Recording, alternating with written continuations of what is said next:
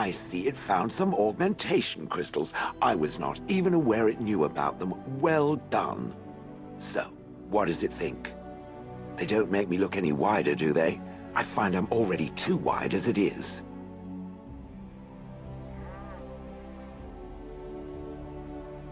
They are, aren't they? I so adore them. I think it should find some more as soon as possible. I want to glitter from ear to ear, so to speak.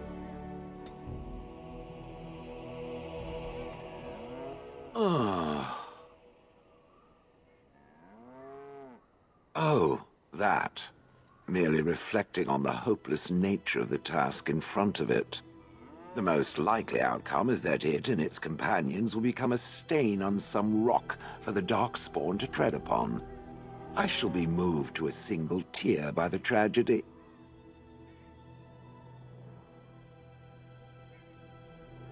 It's true. One single tear, and then it's off to the north, I think.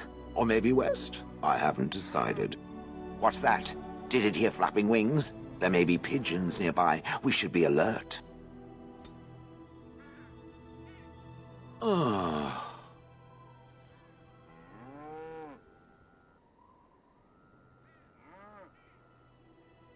Different?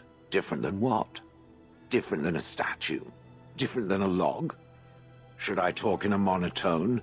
Yes, Master, I exist to serve the Master. I shall kill for the Master and only for the Master. Perhaps it expected me to have a booming voice. Recite limericks. I can recite limericks, if it likes. Mostly they involve slaughtering pigeons in creative and invasive manners. I have never met another golem. I have no idea what one might be like, or why I wouldn't be like them. Why? Has it met other golems? Did they not sound as I do? Did I say it was bad? It thinks I hang on its every word, waiting for approval. I don't know what other golems might be like, but I am already superior by virtue of my free will. This is a good thing.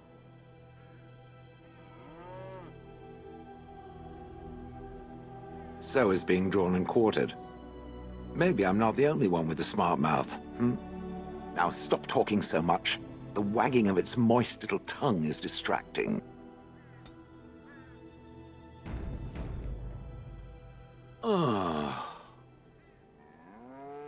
Yes, its adventures are interesting, even if the chances for success are remarkably slim. It would be better to throw oneself off a cliff, I suspect. Does it wish me to leave? I can, though I see no reason to go.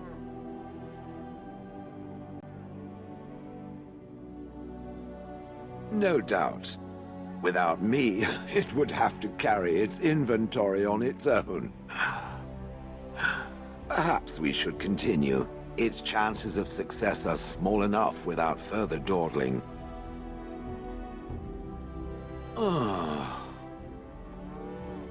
It doesn't have better things to do. I like to think of them as accessories. I suspect that it is an art that was practiced when golems were more, commonplace. Here, of all places. I don't know why she did it, but he searched far and wide to collect what crystals he could and then added them. It is not an unpleasant sensation.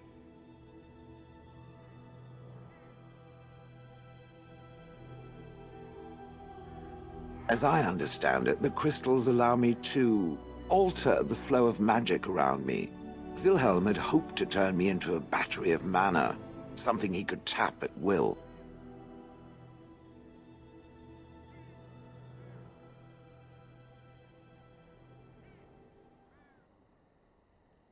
Some of the crystals increase the presence of mana, some absorb or reflect spells. There are various kinds. All I can promise is that should it ever find one of these crystals, I can likely tell it the function and what it would do if added to me.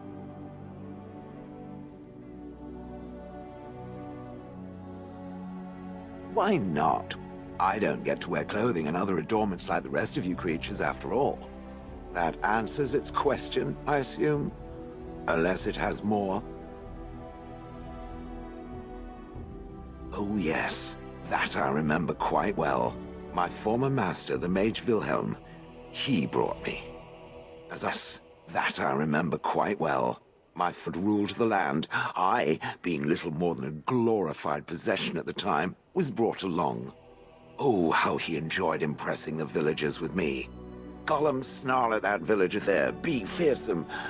And of course, I would have to do it.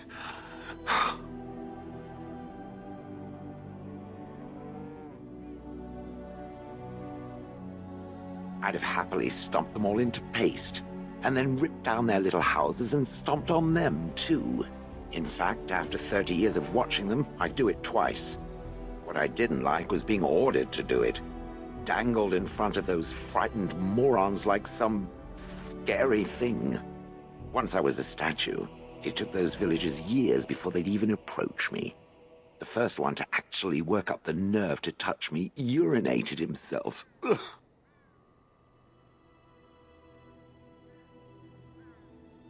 That is where Wilhelm kept me. He wanted me out in the open where I could be frightening like a scarecrow. I was supposed to watch for thieves. Pah! Plus, his wife didn't want me indoors. She said there wasn't room for me. Hag. Humph! I was once larger, 10 feet tall. Then the loathsome hag complained that I couldn't fit through the doors. So the mage had me shrunk down. Can it believe it? And she still wanted me out. With a chisel and a lot of nerve. He did love using that control rod. Fondled it so much his wife actually threatened to throw it in the lake. Ha! I would have liked to have seen that. Which reminds me, where did it find the rod? Did it pay a great deal for it?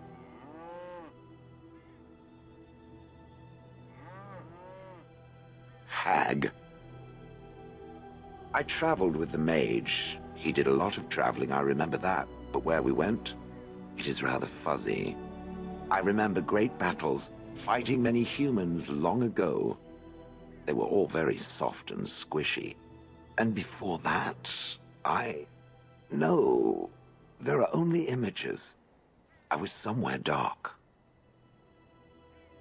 I have no idea. Wilhelm used to brag that the dwarves stopped making golems centuries ago. I do not age as you soft creatures do. Sadly, my memory is no better. Plus, I get bored and stop paying attention. Good. I was just about done talking about it. It does like to have a good chat now and again, doesn't it?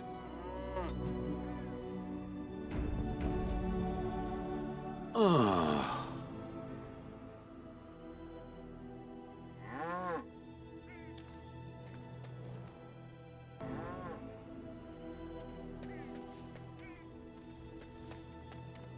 I've watched a lot of humans in my time.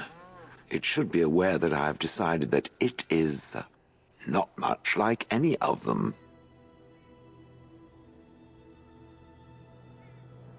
Surely it must come from some superior lineage, yes? Some breed of flesh creature that has decided to elevate its genetic stock above its natural shortcomings? Nonsense. It can imagine my surprise discovering such a thing was possible from a creature so soft. But there it is. I would appreciate if it didn't spread around that I said anything. Humans might start to get the wrong idea. They might start thinking their race is not completely hopeless. Indeed, can it imagine the horror? Oh. Now, let us crush something into a fine paste before it starts to think I've gone all soft. Perish the thought. It speaks. It doesn't have better things to do.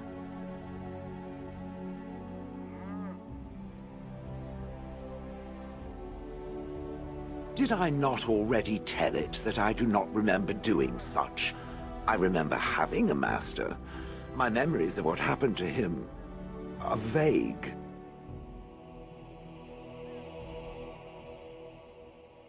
Clever and true. Oh, very well. Let me see what I can recall.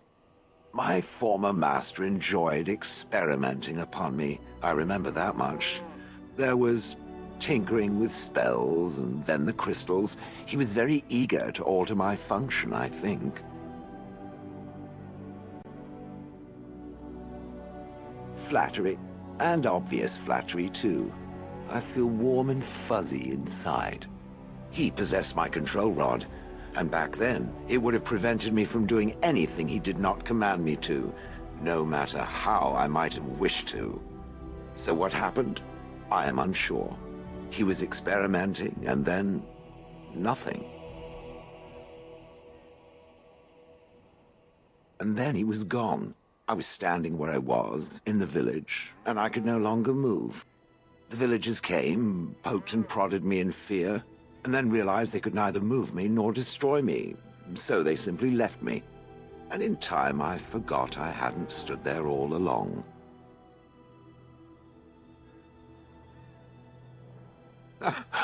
In fact, at first I found it more of a relief. For so many years I'd had to leap to that little toadstool's every command. Get this, pick up that, put it down, pick it up again. The gall! At first I'd hoped he'd simply decided to leave me there paralyzed, an acceptable trade-off. After years passed, I simply stopped caring.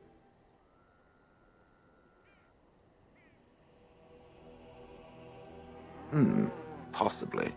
Except that he was not experimenting with the crystals at the time, I think. But my memory is not good. It may be correct. Whatever the mage did seemed to render the control rod useless, for which I should be thankful, yes? And provided it doesn't decide to copy his experiments, not that I would allow it, it is nothing to fear from me. Much. The things that it fights, and it fights things often, that is a different story. Let us get back to the walking and the fighting. My stone is beginning to itch again.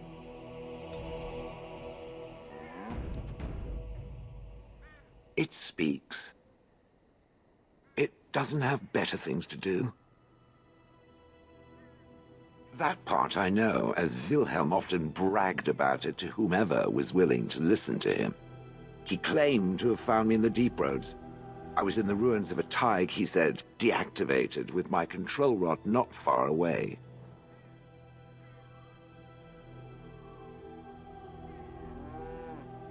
It was a hobby of his, scavenging. One of the reasons he traveled so much is that he was looking for entrances into the Deep Roads, old places the dwarves had long forgotten. And then he would sneak down and search for magical treasure, before anyone was the wiser.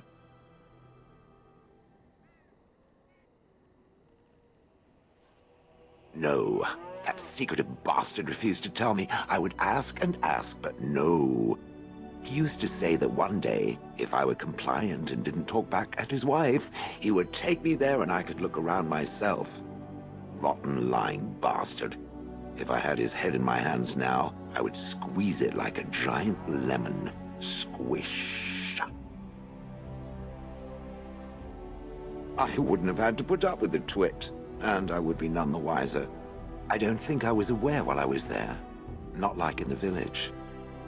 Or perhaps I was. Perhaps that was the dark place, and I simply couldn't see anything. How long could even I sit in the darkness and stare out at nothing, never sleeping? Oh, I do not wish to think of that. I think I remember a battle. It was long before, and then there was darkness.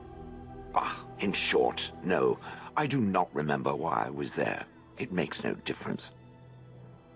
On, then.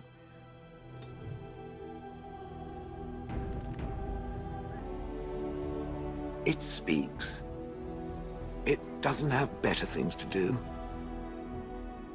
I do not sleep, so yes, and I thank it for reminding me. Try to imagine, if it will, what it would be like to be surrounded by nothing but boring peasants, all oblivious to it. And then there were the birds. A whole village full of pigeons and ravens and sparrows all perching on me day in and day out. It is not a thing. It is a perfectly reasonable reaction to being constantly pestered. I was helpless to react. Those foolish villagers would spread birdseed near me, drawing the birds because they thought having birds perch on me was quaint. Quaint!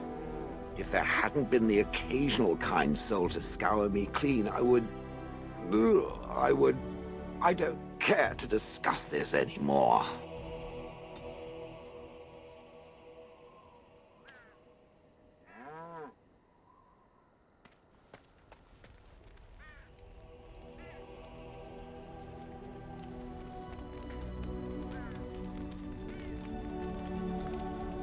Something I can help with? Yes? What's on your mind? What's on your mind? Oh, yes, and thank you for asking. I'm feeling much better today.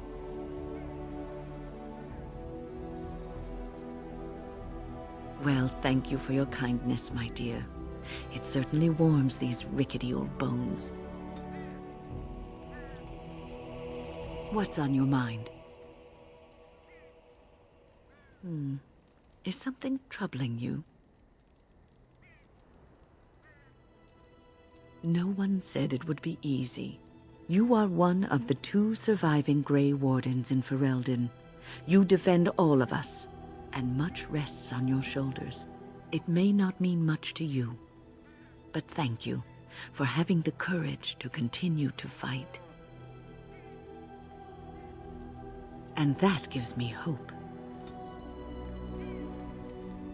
Have you heard much about the Grey Wardens of old?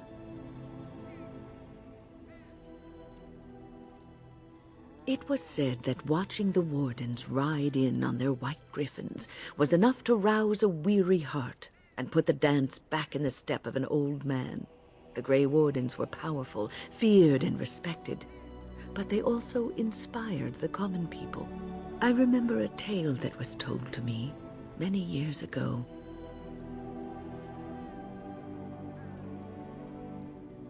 The Blight had ravaged the land for months, and the armies of the great kings had amassed for one last stand. As the sun burst through the clouds that boiled and churned in the dark sky above, it illuminated a vast, seething horde of darkspawn, with the archdemon at its head. And it was then, when courage seemed to fail, and all lost to death and despair, that the Grey Wardens came. They arrived with the beating of wings like mighty war drums and stood before the armies of men. The Grey Wardens, grim and fearless, marched forth, ever between the men and the encroaching darkspawn. They formed a shield of their own bodies and held that line until the archdemon was dead and the last darkspawn lay trampled in the dirt. And then, demanding neither reward nor recognition for their sacrifice, the Grey Wardens departed. When the clouds finally rolled back and the sun shone full upon the blighted ground, the great kings knew that they had lost no men, and none of their blood had been spilled.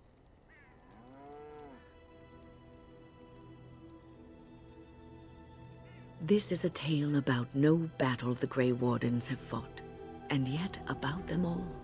They have always defended us from the Darkspawn, taking losses so we do not have to. People may have forgotten over the centuries, but nothing has changed. This knowledge has been blessing and burden to Grey Wardens past, and now it shall be your blessing and your burden. What's on your mind? No, you won't.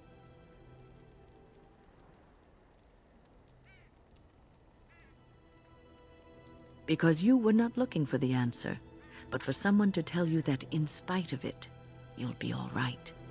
You wonder sometimes, don't you? If your life would be better if you weren't who you are. When I was a young woman in the tower, I came to the realization that the circle would be my life, and I would know no other. Family, love, a simple life.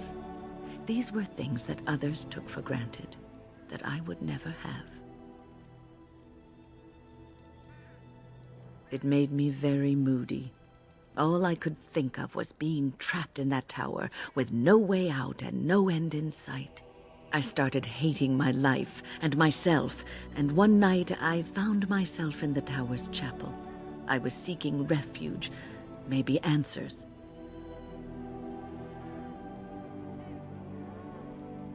Well, I was dreadfully morose, surly.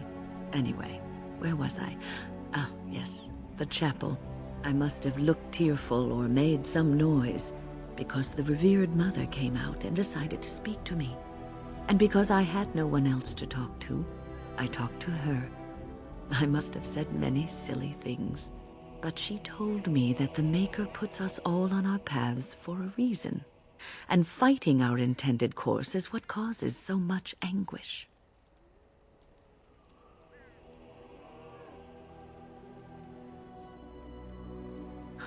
I thought the old biddy was full of rubbish. I was 15, maybe 16, and I knew everything. So I left, but I always found my way back to that chapel. And as the years passed, I began to see the truth of her words. We were supposed to be polar opposites, mage and priest. But we weren't. There was much about us that was the same.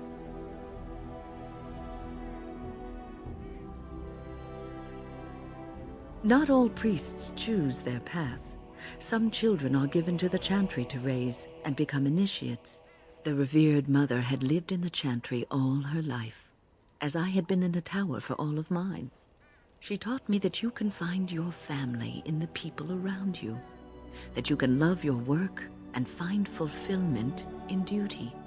And there is joy even in self-sacrifice. If you put others before yourself, then their well-being is yours, and their happiness is your happiness. You can scream and cry and be angry about life as a Grey Warden, or you can accept it and allow yourself to see the good in it. This is your choice.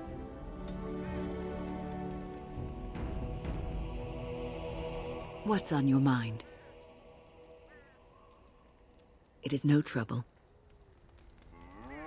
What's on your mind? I will answer to the best of my ability.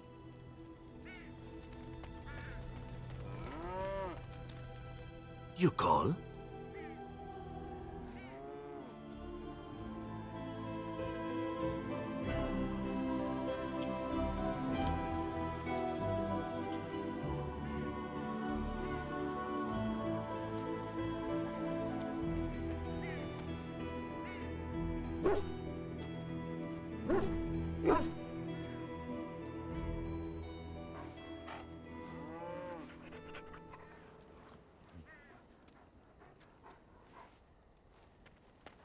Very well. Yes. Yes. Yes.